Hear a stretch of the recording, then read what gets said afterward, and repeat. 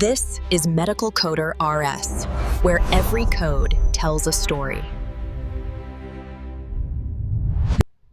Hi guys, welcome to the medical కోడర్ RS. So ఈరోజు మనం obesity related guidelines తెలుసుకుందాము. Okay, so obesity related guidelines అనేవి చాలా తక్కువ ఉంటాయి. కామన్గా ఏం లేదు, రిలేటెడ్ క్లాసిఫికేషన్ అని ఉంటుంది. సో యాక్చువల్లీ ఒబేసిటీకి రిలేటెడ్ కేటగిరీ కోడ్ వచ్చేసి E6666. Okay, so obesity related ఒకటే గైడ్లైన్ అండి, అది అబౌట్ క్లాస్ అండి. క్లాస్ 1, క్లాస్ 2, క్లాస్ 3 అని చెప్పేసి 3 టైప్స్ ఆఫ్ డిఫరెంట్ కోడ్స్ ఉంటాయి. సో బేస్డ్ ఆన్ డాక్యుమెంట్ బట్టి మీరు ఒబేసిటీ క్లాస్ అనేది మెన్షన్ చేయాలి. అండ్ దీంతోపాటు అడిషనల్గా BMI కూడా కోడ్ చేయాలి. సో ఇక్కడ మనం ఎప్పుడైతే ఒబేసిటీ కోడ్ చేస్తామో కొన్ని ప్రాజెక్ట్ రిలేటెడ్ స్పెసిఫిక్ గైడ్లైన్స్ ఉంటాయి. నార్మల్గా జనరల్ గైడ్లైన్ ఏంటంటే ఒబేసిటీతో పాటు BMI కూడా, బాడీ మాస్ ఇండెక్స్ కోడ్ కూడా కోడ్ చేయాలి. ఓకే, సో చాప్టర్ 4 కంప్లీట్ అయిపోయిందండి ఇప్పటి వరకు. Next chapter 5 mental behaviour and neuro development disorders.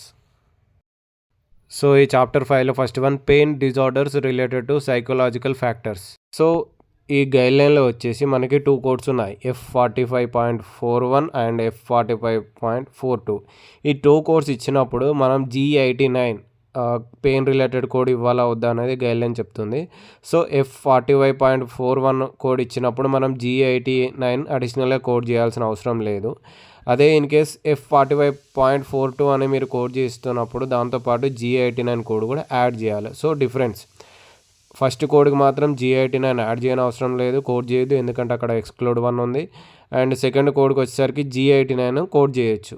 Okay, so క్లారిటీగా ఉండండి. 2 కోడ్స్ ఇచ్చేటప్పుడు ఏది ఇవ్వాలి ఏది ఇవ్వద్దు అనేది కన్ఫ్యూజ్ కాకండి. Okay, and next mental and behavioural disorders due to psychoactive substance use. So ఇక్కడ సబ్స్టాన్స్ యూజ్ అంటే ఏవైతే మనం తినేవి తీసుకునే ఆల్కహాల్ కానీ లేకపోతే ఓపియాడ్స్ కానీ అలా సబ్స్టాన్స్ ఏవైతే ఉంటాయో డ్రగ్ రిలేటెడ్ అవి తీసుకున్నప్పుడు ఎలా అనేది గైడ్లైన్స్ ఇక్కడ తెలుసుకుందాం. సో ఇందులో ఫస్ట్ వన్ వచ్చేసి ఇన్ రెమిషన్.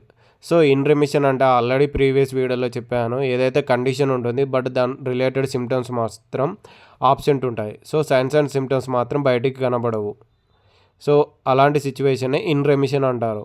సో అలా డాక్యుమెంటేషన్లో క్లియర్గా ప్రొవైడర్ మాత్రమే మెన్షన్ చేస్తేనే మనం ఆ ఇన్ రెమిషన్ అనే కోడ్ డిస్క్రిప్షన్ ఉన్న కోడ్ తీసుకోవాలి. అలా కాకుండా రిజాల్వ్డ్ కానీ ఇలాంటి టర్మ్స్ ఉన్నాయని చెప్పి ఇన్ రెమిషన్ కోడ్ మనం తీసుకోకూడదు. So be clear. So next వచ్చేసి psycho active substance use abuse dependence.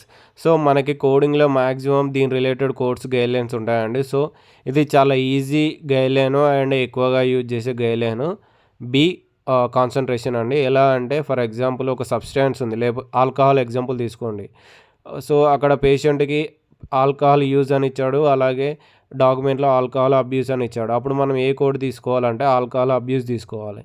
అదే ఇన్ కేస్ ఆల్కహాల్ అబ్యూస్ ఉంది అండ్ ఆల్కహాల్ డిపెండెన్స్ ఉంది, అప్పుడు ఏది తీసుకోవాలంటే మోర్ స్పెసిఫికేషన్ ఆల్కహాల్ డిపెండెన్స్ తీసుకోవాలి.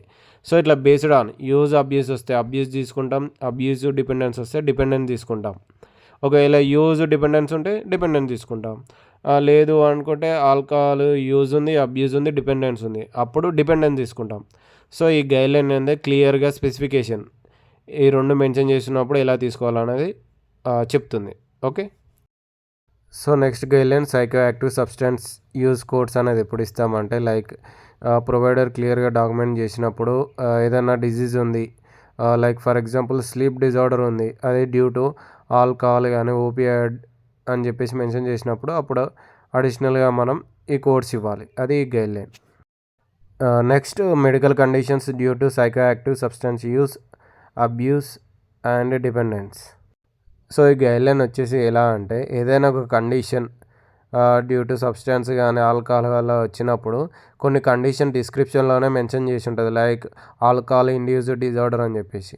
సో అలాంటి కోడ్ చేయాలి, అంతేగాని ఆల్కహాల్ ఇండ్యూస్డ్ డిజార్డర్ అని కోడ్ చేయదు. ఫర్ ఎగ్జాంపుల్ ఇక్కడ గైడ్లైన్లో చెప్పింది ఏంటంటే ఏదైనా like for example alcoholic pancreatitis due to alcohol dependence అని మనకి డాక్యుమెంట్ చేసింది. అప్పుడు ఏం కోడ్స్ ఇవ్వాలంటే ఒక first one K85.2 alcohol induced acute pancreatitis and then అలాగే ఆల్కహాల్ డిపెండెన్స్ కోడ్ చేయాలి. ఓకే, అంతేగాని alcohol dependence with other alcohol induced disorder అని కోడ్ చేయకూడదు. Okay, both are not same. Be cautious.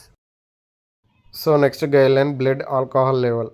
So ఇలా డాక్యుమెంట్ కనుక మనకి ప్రొవైడర్ మెన్షన్ చేస్తే అప్పుడు మనం F10 ఆల్కహాల్ రిలేటెడ్ డిజార్డర్ కోడ్తో పాటు Y90 కోడ్ చేయాలి. అదే evidence of alcohol involvement determined by blood alcohol level అని. సో ఇది కోడ్ చేయడానికి మనకు ఎలాంటి డాక్యుమెంట్లో ఎవిడెన్స్ అలాంటివి ఉన్నా ఉండకపోయినా అవసరం లేదు. ప్రొవైడర్ స్టేట్మెంట్ ప్రకారం మనం కోడ్ చేయొచ్చు. So next one factitious disorder.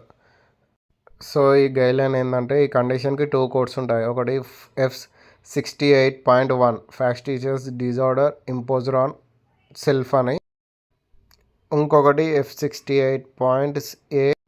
So ఇది ఏంటిదంటే factitious disorder imposed on another. So different ఏంటంటే అది ఆన్ సెల్ఫ్, ఇదేమో అనదర్.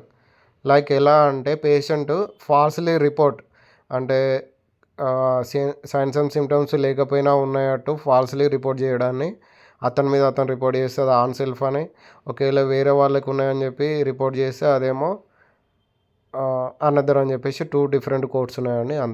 అంత డిఫికల్ట్ ఏమి ఉండదు. సో ఇదండి chapter 5. And coming to the daily quiz. మీకు ఆల్రెడీ చెప్పాను డైలీ క్విజ్ కండక్ట్ చేస్తాను నేను.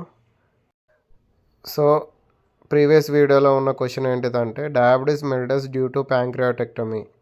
How many codes must we have to assign? Option A 1 code, option B 2 codes, option C 3 codes. అంటే answer వచ్చేసి 3 codes అండి.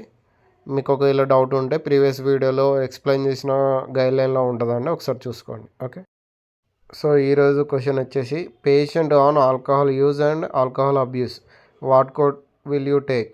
Option A alcohol use, option B alcohol abuse. మీకు answer తెలిసినట్టయితే comment చేయండి. In case answer కావాలంటే రేపటి video వరకు wait చేయండి.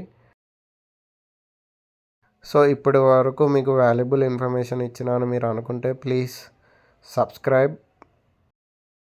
And like and share. Thank you for watching. మళ్ళీ రేపటి వీడియోలో కలుద్దాం.